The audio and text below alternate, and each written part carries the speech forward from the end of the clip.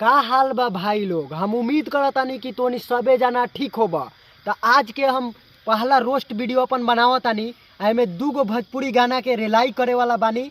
तो रउआ लोग लास्ट तक देखम ई वीडियो। रे यही ढोढ़ी हां यही ढोढ़ी यही ढोढ़ी के सभे दीवाना एकरा नीचे सोहर लोभियाना। ये कैमरामैन ई भौजी का कहतिया रे, तनी गाना फिर से प्ले करबे। रुको जरा, सबर करो। बोला धक्का बुक्की नहीं करने का, आराम से लेने का। हाँ ए कैमरामैन गाना तनका रुकइबे। का हो भौजी, तोरा ढोरी के नीचे शहर लुधियाना बा, तो बड़ी मन करता हमरा घूमे के, घुमाइबू? फिरी न सटे बाबू रहत निकगरी। का कहलू है भौजी कि सट जन कगरी? अरे भौजी कगरी सटैबू तबे त मजा मिली ना।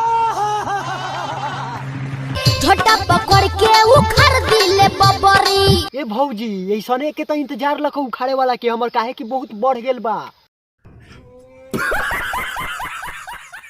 यूपी बिहार में बालो फोन के सेना धक्का धुका देला लहंगा में पाना। का रे सरवा हिजरे बारे का भौजी के लहंगा में पहना घुसावता रे, और खड़ा ना होता तो हमर ले जो। बोला धक्का बुक्की नहीं करने का, आराम से लेने का।